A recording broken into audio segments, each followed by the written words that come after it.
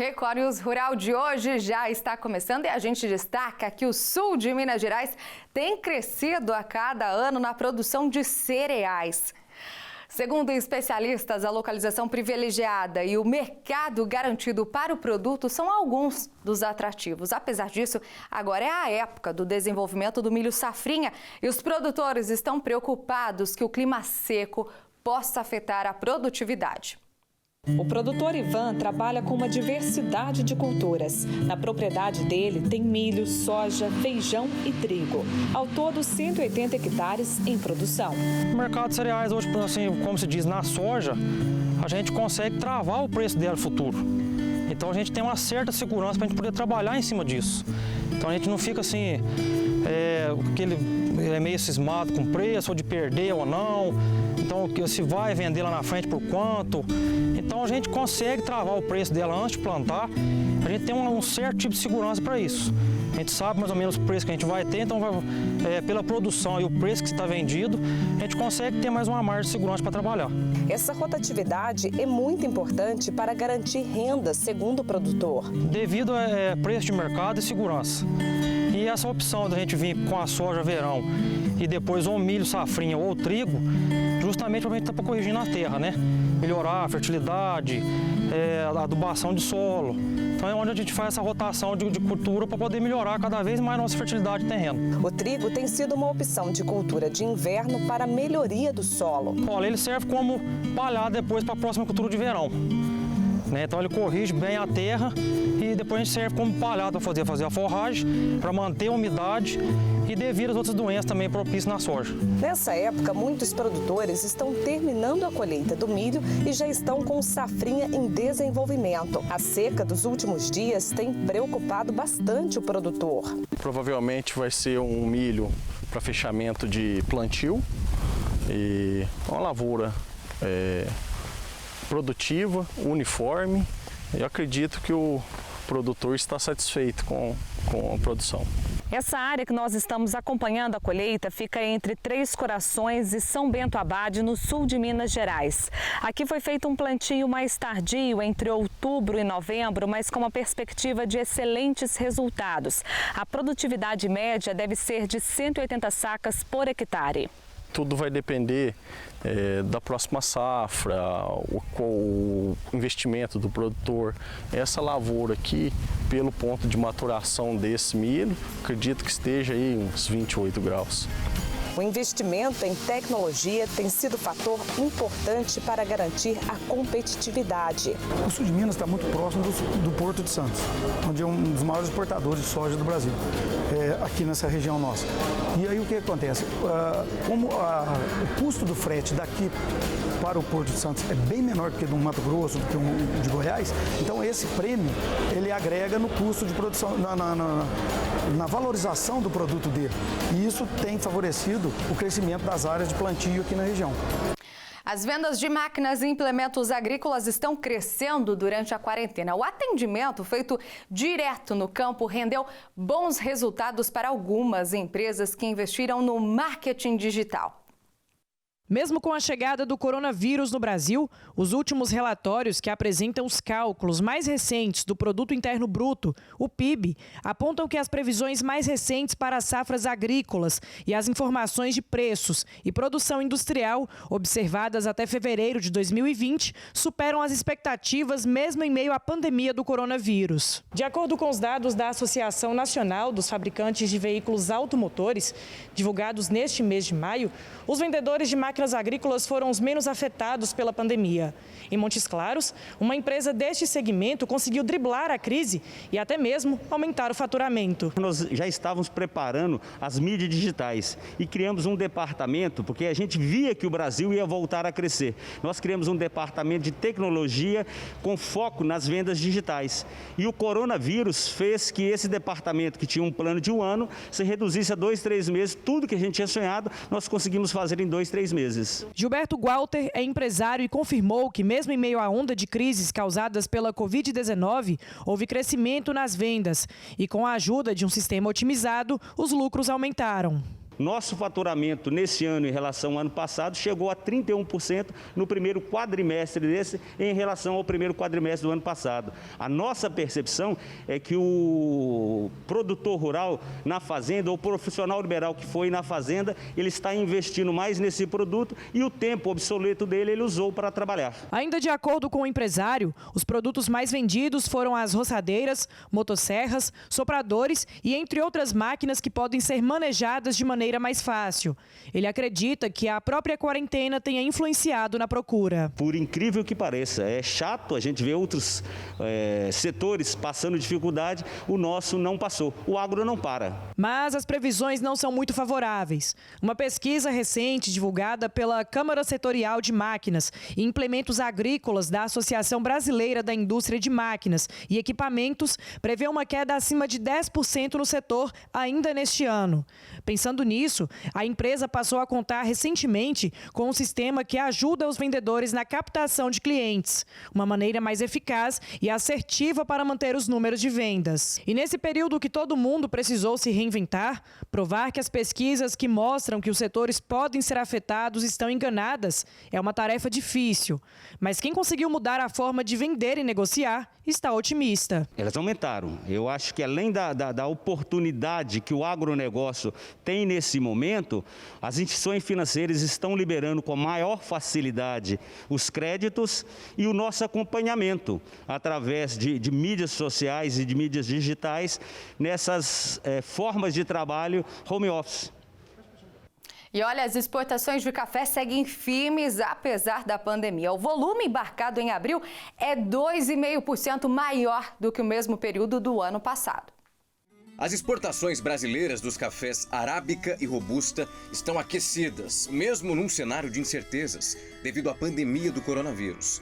Em abril, os embarques totais de café verde, torrado e solúvel somaram 3.300.000 sacas de 60 quilos, segundo o próprio Conselho dos Exportadores de Café do Brasil.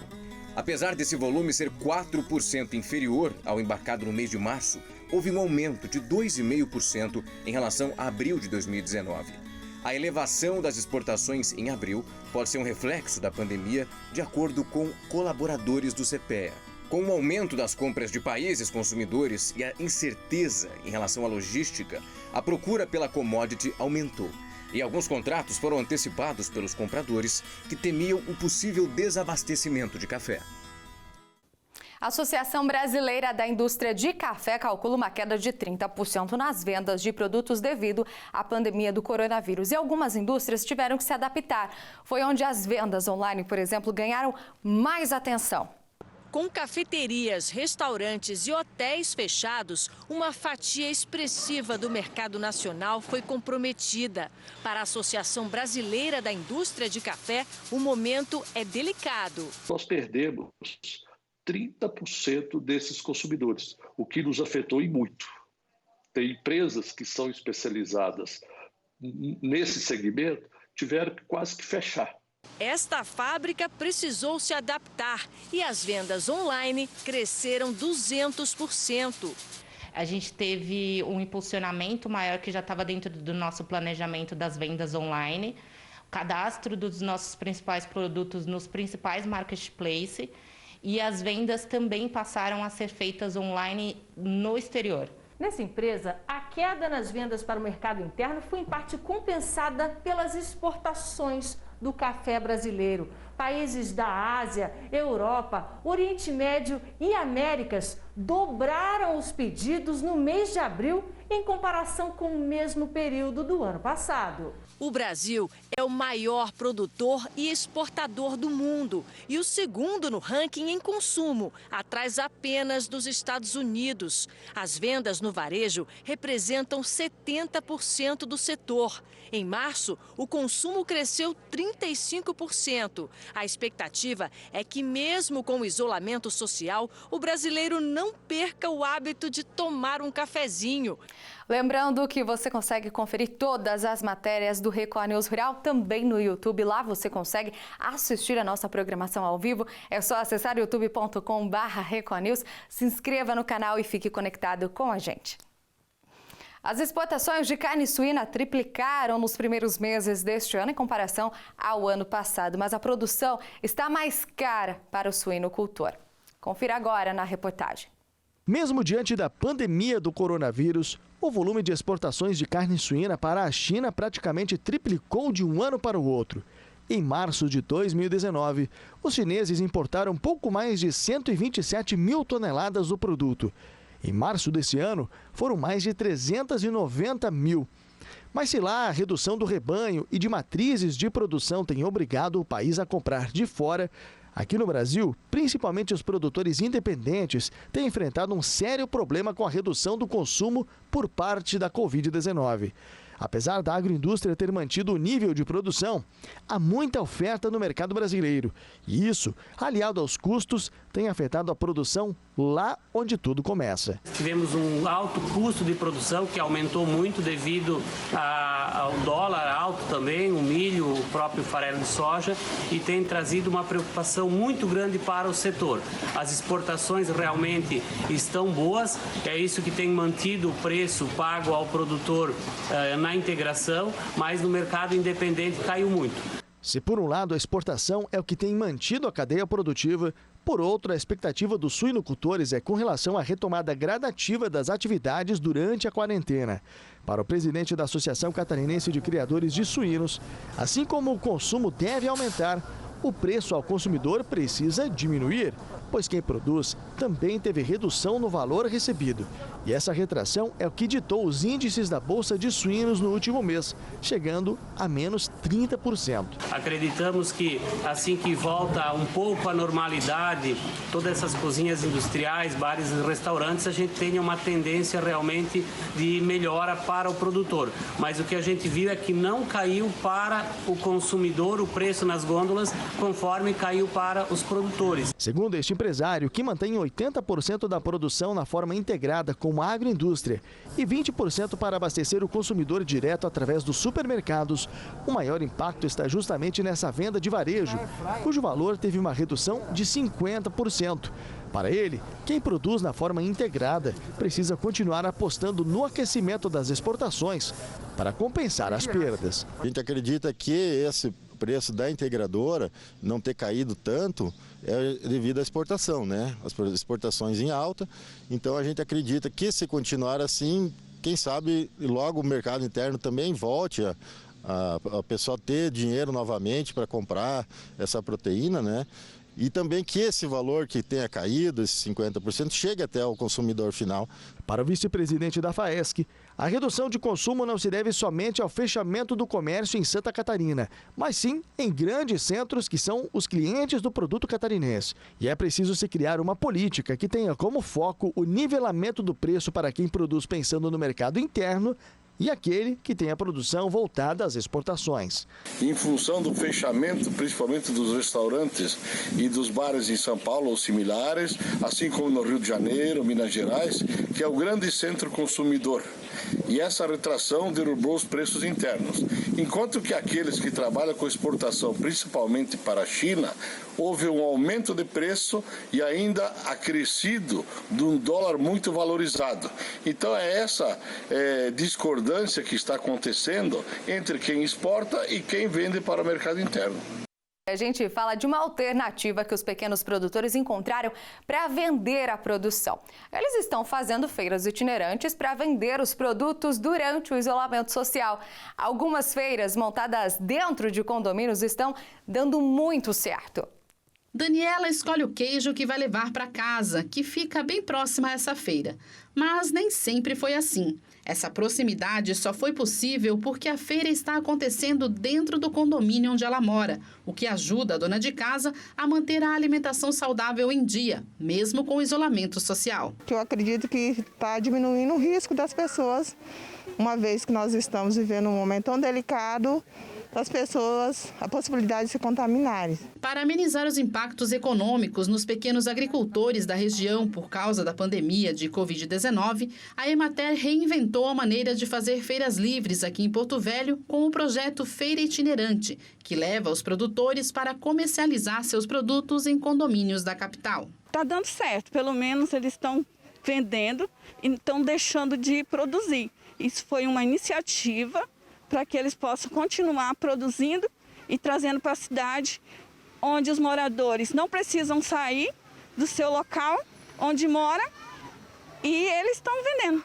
A feira é reduzida, mas para quem estava sem vender nada por causa do distanciamento social e muitas vezes acabou perdendo a produção, a ideia veio em boa hora. Tem ajudado bastante, né? Para quem estava perdendo produto, agora já, né, com essa alternativa, né, que graças a Deus a gente conseguiu, está conseguindo equilibrar. Os feirantes estão seguindo todas as orientações da Organização Mundial de Saúde, como o uso de máscaras e a utilização de álcool em gel. O distanciamento entre as barracas também está sendo feito. Tudo isso para evitar aglomerações e proteger feirantes e clientes. Dona Terezinha aprovou a ideia, pois fez as compras e se protegeu contra o vírus. E depois só pôde agradecer pelos produtores terem vindo até ela. Gostei demais, para mim foi muito ótimo, entendeu?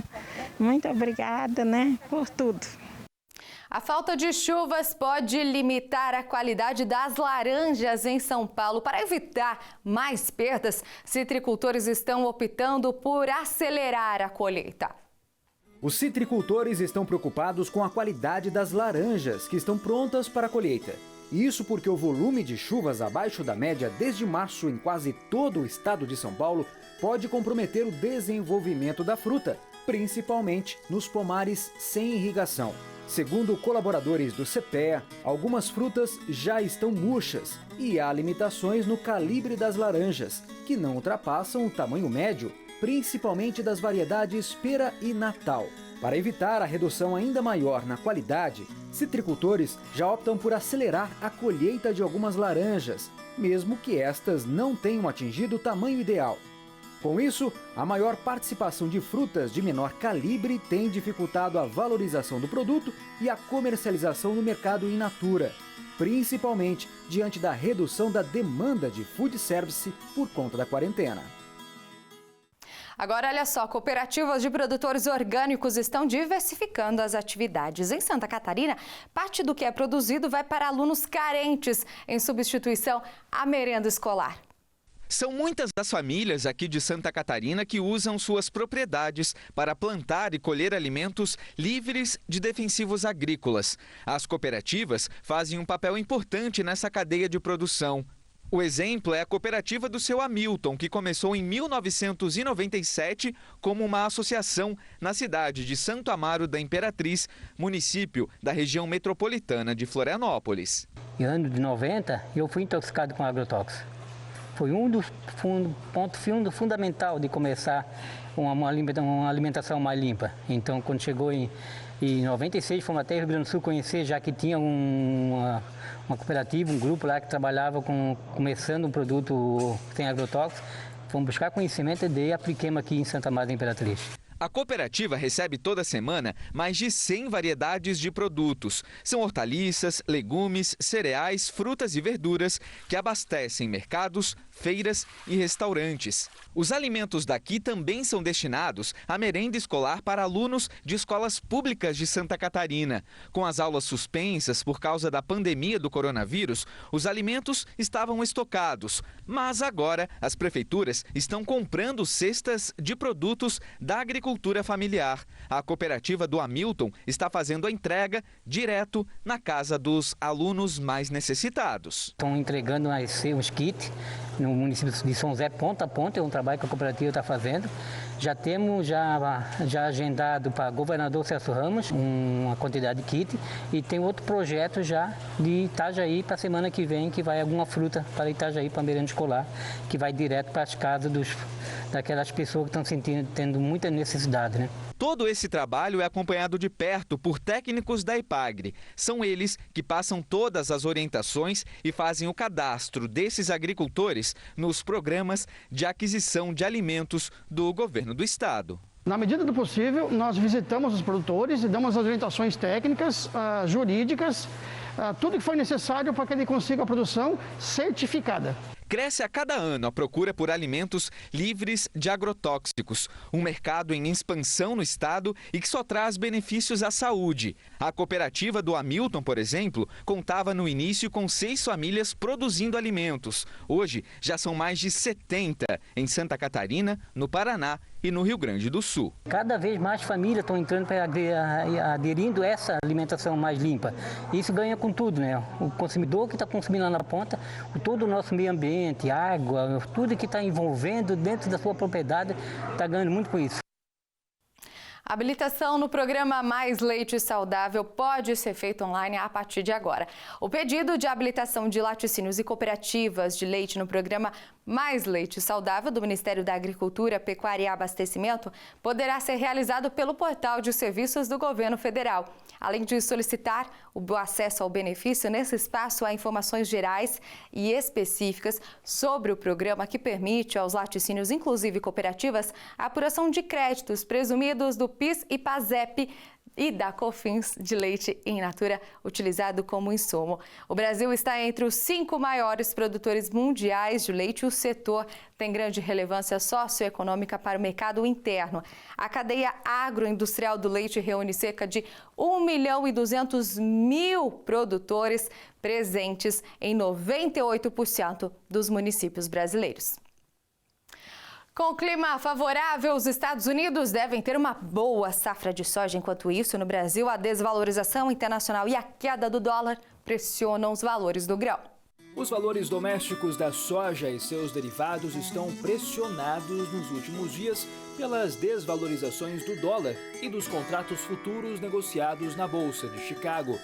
Esse cenário afastou produtores das vendas, reduzindo assim a liquidez no mercado interno. A queda externa está relacionada às condições climáticas favoráveis ao cultivo da oleaginosa nos Estados Unidos, o que eleva as expectativas de uma boa safra no país, de acordo com pesquisadores do CPEA. Por outro lado, esse cenário, somado aos estoques elevados e à baixa demanda externa, resultam em pressão sobre os valores norte-americanos. Assim, na semana passada, o indicador CPEA-Exalc Paraná recuou 4,1%, fechando a R$ 103,11 a saca de 60 quilos. E olha, o pinhão é uma semente bem tradicional no sul do país e rica em minerais. E a procura aumenta bastante nesse período de frio. Dá só uma olhada. Começou o friozinho e a gente já sabe que é época de pinhão. Essa semente de cor avermelhada e muito saborosa é tradição no inverno do sul do país. Ele tem um gosto muito particular e pode ser usado em diversas receitas. O pinhão é rico em minerais e tem propriedades antioxidantes e ajuda a saciar a fome. Não restam dúvidas do porquê ele é o queridinho desta temporada. Mas quem foi ao supermercado recentemente notou que os preços esse ano estão um pouquinho salgados. Provavelmente vai ser um ano com uma produção bastante ruim. Nós tivemos no ano de 2018 o último ano, digamos, com uma produção boa. Daí 2019 já teve uma queda muito significativa em relação a 2018 e esse ano a tendência é que caia novamente em relação a 2019. Agora está bem explicado. A alta demanda com a baixa produção fez com que o preço do pinhão ficasse mais caro. Mas isso não diminuiu a procura pelo produto. Pelo contrário. A procura está grande, está bem alta. Essa primeira semana que liberou a venda, está muito grande a procura. E por falar em pinhão, no sul do país, há mais de 30 anos, uma família decidiu plantar um pé de araucária no quintal de casa. Ano após ano, a árvore produz pinhão em volumes que chamam a atenção. Inclusive, ela é estudada por pesquisadores. A araucária está nos fundos da casa da família Cerniak, no bairro Municípios, em Caçador. O pinheiro foi plantado no ano de 1986 por Silvânio Cerniak, patriarca da família, falecido no ano passado. Ele acabou plantando vários pinheiros aqui nesse lote. E por acaso foi construindo outras casas, fazendo um muro e ficou esse que foi já o destaque, né? Depois de 8 anos, em 1994, a araucária começou a dar frutos precocemente. Fato inédito para uma árvore desta espécie. Depois disso, o número de pinhas foi aumentando ano a ano. Em 2005, a família chegou a colher 155 pinhas, mas o recorde mesmo veio no ano de 2015, com 674 pinhas. O diferencial mesmo dele é a genética. Foi extraído o DNA e comparado com outras araucárias, e ele foi bem diferenciado. Até você pode reparar os galhos, as grimpes, elas são mais grossas, o pinhão é um pouco diferente, mais pesado. Então isso se vai pela genética dele. Agora, na safra de 2020, o pinheiro deve chegar em torno de 600 pinhas, até o final da colheita. Você pode ver que as pinhas são cheias de pinhões. É um pinhão diferenciado, bem vermelho, pesado. Dá em média em torno de 100 pinhões por pinha. Em torno de 1 quilo, mais ou menos, cada pinha. O pinhão colhido aqui não é comercializado para o consumo. Toda a produção é destinada para o plantio e pesquisas no Brasil e também em outros países. São todos para seleção genética, para reflorestamento e para o pessoal que quer fazer a continuação genética da árvore. Esse ano vai ser mandado para a Inglaterra, então tem sido sensacional essa experiência. As estimativas brasileira e mundial de trigo seguem otimistas. No Paraná, a área cultivada deve aumentar quase 6%. No Brasil, os preços atrativos do trigo devem resultar em maior área de produção da cultura. No Paraná, o semeio já alcançou mais de 1/3 da área prevista e as lavouras apresentam boas condições. Dados da Conab apontam que, por enquanto, a área de trigo no país deve ser de 1.090.000 hectares, pouco mais de 2% maior que a da temporada anterior. As áreas do Rio Grande do Sul e de Santa Catarina devem se manter estáveis, enquanto a do Paraná deve crescer 5,5%. Em termos mundiais, a produção de trigo também deve aumentar, assim como o consumo, as vendas e os estoques do cereal. A produção mundial está prevista em 768,5 milhões de toneladas, um novo recorde. Quanto aos preços, eles seguem em alta no Brasil, influenciados pela baixa oferta doméstica. No Vale do Ribeira, interior de São Paulo, a pandemia do novo coronavírus provocou uma baixa nas exportações de banana. Muita gente teve prejuízo nesses meses de isolamento. E para tentar driblar essa crise econômica, os agricultores encontraram um novo mercado e voltaram a conseguir exportar o material. Tinha muita fruta estragando. Isso porque o Vale do Ribeira perdeu boa parte do mercado comprador de banana, um dos principais produtos de exportação da região. A crise econômica provocada pela chegada do novo coronavírus fez com que o setor da bananicultura acreditasse que a exportação pudesse sofrer uma baixa ainda pior. Mas agora, com as regras de segurança intensificadas, os produtores voltaram a exportar uma grande quantidade da fruta. E o principal mercado passou a ser os países membros do Mercosul, Organização da América Latina, fundada em 1991 para estabelecer uma integração econômica entre as nações. Na crise, crime. Então nós temos há 3 anos uma crise de excesso de banana. Tinha que se buscar um novo mercado, porque o atual fica todo mundo tentando vender para os mesmos compradores. Então tinha que se buscar novos compradores. E foi o que a gente fez. A gente foi ver mercado, e o mercado que é muito bom é o mercado do Mercosul, especialmente Argentina e Uruguai. Eles estão ávidos por banana. Então, eles estão precisando de banana e a gente sobrando banana aqui. Foi um casamento perfeito. O Vale do Ribeira voltou a exportar bananas para a Argentina após muitos anos. Em abril, por exemplo, um carregamento de cerca de 20 toneladas de banana nanica saiu só desta fazenda de Jacupiranga. A expectativa é que só a Argentina ainda compre mais 2.000 toneladas de banana até o fim do ano, o que deve movimentar cerca de $1 milhão. Creio que depois dessa pandemia acabar, e espero que acabe logo, esse mercado regional tem que mostrar para que veio. É importante a gente não somente dinamizar a nossa agricultura, e aí entra o estado de São Paulo com agricultura e também com a indústria. Realmente uma boa notícia, uma notícia para se comemorar, o Porto de Santos agradece. Lembrando que durante a pandemia, o ideal é aumentar a nossa imunidade. E como a fruta é bastante nutritiva, O consumo pode ajudar a evitar problemas causados pela Covid-19. Ela também melhora muito o seu humor, porque ela é rica em triptofano, que é um precursor da serotonina, que é o nosso hormônio do bem-estar. Ela ajuda muito a regular o seu intestino. Quando você tem prisão de ventre, por exemplo, você pode comer uma banana madura. Se você tem diarreia, você pode comer uma banana verde. Ela evita câimbras musculares porque ela é rica em potássio e magnésio. Ela também reduz a pressão arterial porque ela ajuda a relaxar os vasos sanguíneos devido à quantidade de magnésio que ela tem. Quanta coisa boa que a banana pode te dar. Então a alimentação saudável é muito importante que a banana esteja incluída. É hora da nossa receita e hoje nós vamos mostrar um prato simples com ingredientes que todo mundo tem em casa. A origem dele é árabe, mas aqui no Brasil ganhou gosto popular e é muito fácil de fazer. Vamos aprender agora a fazer charutinho de repolho.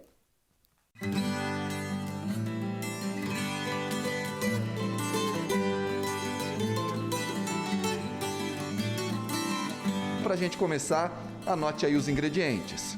Para o recheio, você vai precisar 800 gramas de carne moída, 200 gramas de arroz, 5 tomates picados, uma cebola, também picada, um pacote de molho de tomate, sal, pimenta calabresa e cheiro verde a gosto. Então é assim que a gente começa, água fervente no fogo. 2 litros de água mais ou menos, uma pitada de sal. Aí eu tiro o miolo do repolho e coloco ele aqui dentro. Enquanto as folhas do repolho cozinham, é hora de preparar o recheio. Cebola, tomate e pimenta na panela. Uma paradinha para temperar a carne com sal e metade da porção de molho de tomate. E chegou a hora de colocar o arroz para refogar. Mas atenção, porque é rapidinho. E coloco a metade do cheiro verde. Aí eu desligo, eu venho aqui e coloco esse arroz em cima da carne. Depois é só mexer bem para ficar uma mistura homogênea. Reserve o recheio e volte para o fogão, porque as folhas de repolho já estão no ponto. Já começou a soltar, né, as folhas. É rapidinho.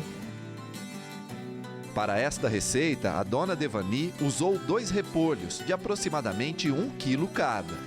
Não pode deixar muito, então. Não, só uma murchada. Ele fica fácil para enrolar. Chegou a hora de montar o nosso charuto de repolho. Basta cortar as folhas no tamanho desejado. Rechear com a mistura de carne moída e arroz. E enrolar. Tem algum segredo aí na hora de enrolar? A quantidade de carne que põe? A paciência. né? Muita paciência, porque ele fica fininho, ele fica muito saboroso, né? Ah, lembra da parte dos ingredientes que ficou reservada? É hora de usar. Óleo na panela. Misture cebola, tomate e cheiro verde para fazer o molho. Em outra panela, coloque os charutos. E ali pode encher a panela de charuto? Eu posso encher a panela, certo? Pode colocar até por aqui. Aí você vai fazer um refogado, né? E coloca água. Por último, um pouquinho de molho de tomate, só para dar cor. Coloque o refogado sobre os charutos até cobrir e deixe por cerca de 15 minutos para cozinhar.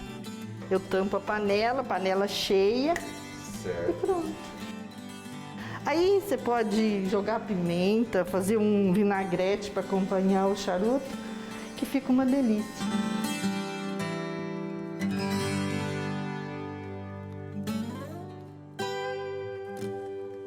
A gente volta a falar de grãos. A atual safra de soja está a todo vapor no sul do Brasil.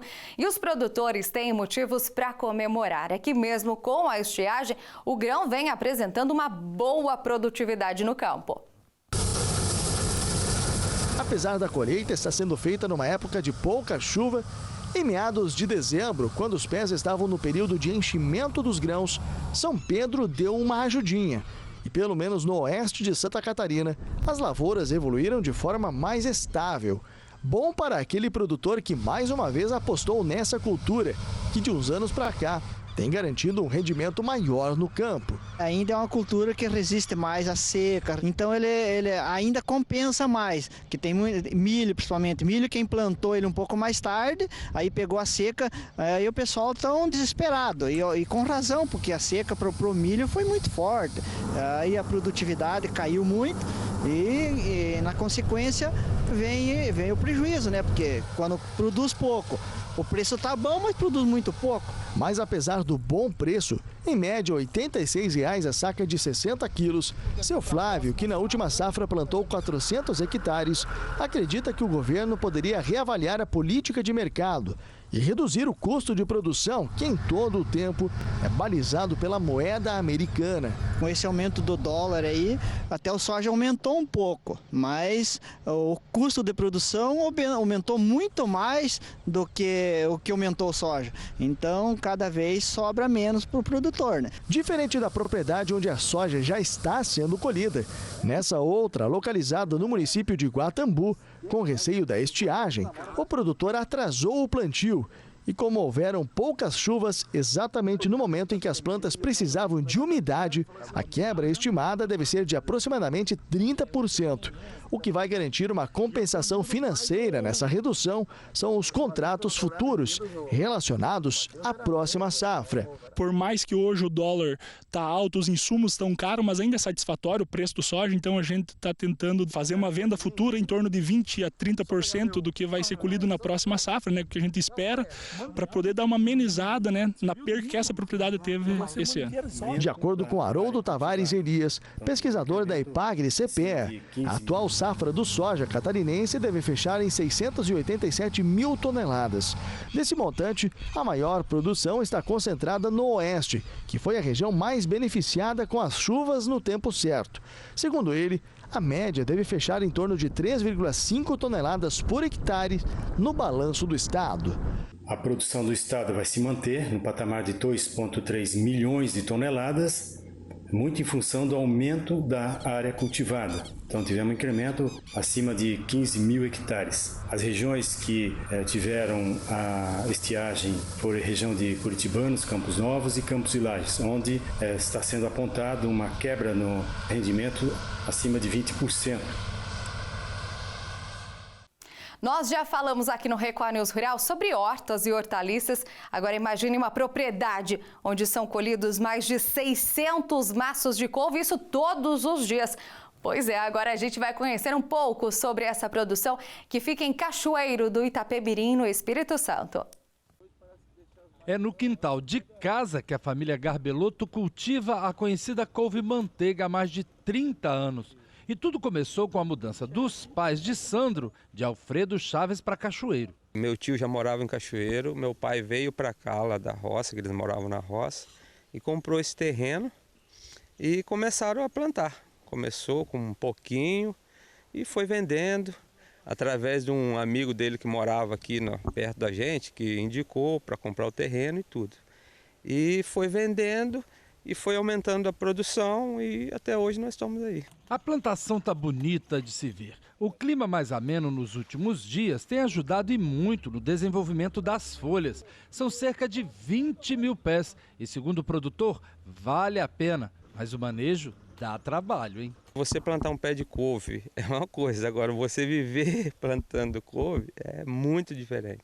Então eu tenho um compromisso, né, para onde eu entrego, eu tenho que ter couves todos os dias do ano, 365 dias. Então isso é muito complicado. Os cuidados começam na estufa. Aqui as mudas são cultivadas em copos descartáveis, protegidas da ação exagerada do clima quente da cidade. Para nunca ficarem sem o produto, os Garbelotto fazem o plantio programado nos canteiros padronizados, com espaçamento de 90 centímetros por 40. Você tem que ter couve nova, desde o filhotinho que eu falo, e vai direto. Eu planto couve direto, porque senão você não consegue manter a produção. Essa aqui tem quanto tempo já de plantar? Essa aqui está com 30 dias, mais ou menos. Como em todo cultivo, os produtores aqui também têm dificuldades. A gente tem muito gasto com os insumos, né? Adubo, esterco, energia, combustível que gasta no trator, no caminhão, tudo. Isso é muito gasto. Isso, de uns anos para cá, piorou muito. Isso influencia muito no preço final também do produto, né? É um dos problemas, que a verdura de folhagem em si, tanto a couve, alface, salsa, cebolinha, o preço delas não aumenta muito. Não é igual o tomate que vai lá em cima, abaixo. A verdura de folha é estabilizado. Então, há 10 anos atrás a gente comprava um adubo a R$20. Hoje eu pago R$100 num saco de adubo. O preço da verdura é o mesmo. Para aproveitar todo o terreno, a família tem outros cultivos, entre eles a salsa e a cebolinha, e estão bonitas, hein? A colheita acontece todos os dias. Depois de separadas, as folhas vêm para cá. Aqui acontece o processo de amarração. E olha só, é couve que não acaba mais. Saem daqui cerca de 600 maços com cerca de 6 folhas, todos os dias. E quando volta da rua, o caminhão de entregas chega vazio. Seu Darcy é o mais antigo da turma. Bem-humorado e com mais de 70 anos, ele lembra como era quando começaram. O começo foi triste, né? Era só na enxada, no enxadão, molhava no regador. Ia lá no coro, põe água no regador, molhava. Hoje é tudo no trator, na máquina é mais fácil, né? Seu Darcy, com 73 anos, quantos molhos de couve você já amarrou até hoje? Não tem contagem não, acho. Não tem contagem já. Material vegetal é usado na fabricação de álcool gel. Uma pesquisa indica que o amido da fécula da mandioca pode ser um poderoso espessante para o produto. A pesquisa está em fase final e reúne 3 pesquisadores e 5 analistas do Instituto de Inovação em Biomassa de Três Lagoas, no leste de Mato Grosso do Sul. Eles descobriram que a hidroxietilcelulose, um subproduto usado na produção de papel, é um excelente espessante. Um dos maiores objetivos do projeto é a gente conseguir um maior número de formulações para a gente já disponibilizar essas fórmulas prontas para todas as indústrias conseguirem reproduzi-las, fabricá-las internamente. A produção de 1 litro de álcool em gel leva poucos ingredientes e ocorre de forma rápida. O espessante de base vegetal é misturado ao etanol líquido em concentração de 99%. Em seguida, a mistura é aquecida e batida por cerca de 20 minutos. O resultado é um álcool em gel de excelente qualidade. Com esse cenário de Covid-19, a busca por álcool em gel, ela cresceu exponencialmente e começou a faltar no mercado um dos principais componentes desse produto, que é o espessante. Com este material, conforme os pesquisadores, o custo dos insumos para a produção de 1 litro de álcool em gel gira em torno de 90 centavos. A expectativa agora é fornecer essa tecnologia para as indústrias e os pesquisadores atestam que outros materiais também podem ser usados. Outra grande sacada vai ser a fécula de mandioca, o amido, que também é uma fonte renovável, porque é de origem vegetal e baixo custo. E após meses com baixo rendimento no campo e nas indústrias, a mandioca dá sinais de melhora nesta segunda quinzena do mês de maio. Após reduções nos meses de março e abril, a demanda industrial por mandioca passou a dar sinais de melhora nos últimos dias. De acordo com informações do CPEA, na indústria da farinha, o aumento da procura é resultado da melhora da comercialização. Enquanto nas fecularias, a preocupação com os estoques vem sendo o principal fator. Nesta segunda quinzena do mês de maio, a quantidade de raízes processadas foram de quase 38 mil toneladas. Essa estimativa levantada pelo CPEA representa um valor de 4,7% abaixo do que foi estimado na semana passada. Os preços da raiz voltaram a subir na maioria das regiões, visto que a oferta permaneceu abaixo das expectativas dos agricultores, já que o volume das chuvas limitou o avanço dos trabalhos no campo.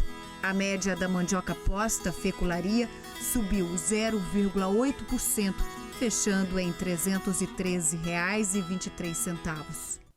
O mercado de cafés cerejas descascados está em alta. O produto é delicado e está valorizado no mundo todo. E tem produtor do sul de Minas Gerais de olho nesse mercado.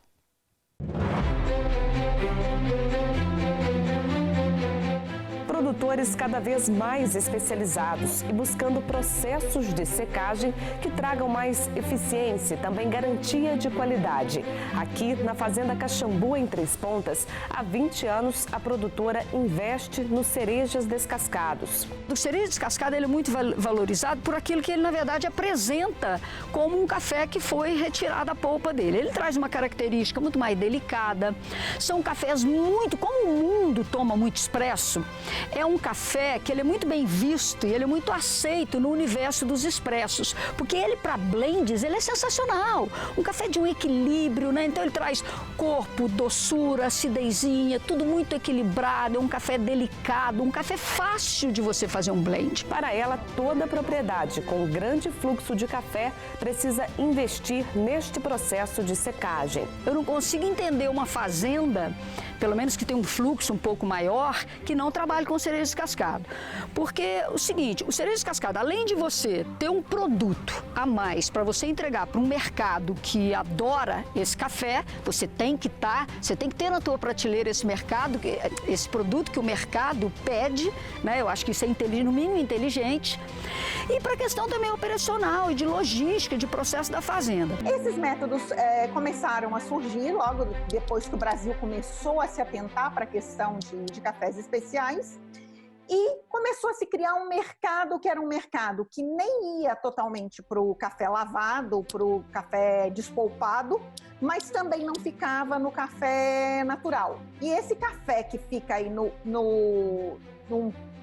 campo que é meio intermediário, ele é um café que compete super bem com os cafés de Colômbia, de Peru, com os centrais, que nós chamamos, que são os cafés da América Central. E faz uma pegada muito interessante porque eles ficam com mais corpo do que o café despolpado. Eles ficam com um corpo mais parecido com o dos cafés naturais do que o café 100% despolpado. Os cerejas descascados são muito apreciados no mercado de expresso, mas segundo a diretora da BSCA, ele também pode ser muito bem consumido no filtrado. Para quem gosta de aguçar a questão das nuances de acidez e tudo mais, ele fica lindo num café filtrado bem extraído também. Além de ser um café com maior potencial de qualidade, os cerejas descascados acabam tendo o mercado certo e um valor agregado. Tá?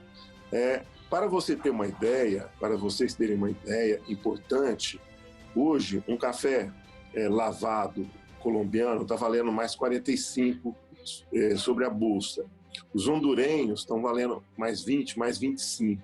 O nosso gira em torno de level a mais 5, mais depende da qualidade. Então, ele já tem uma precificação melhor, ele já dá aí 10 a 12% acima do mercado do normal.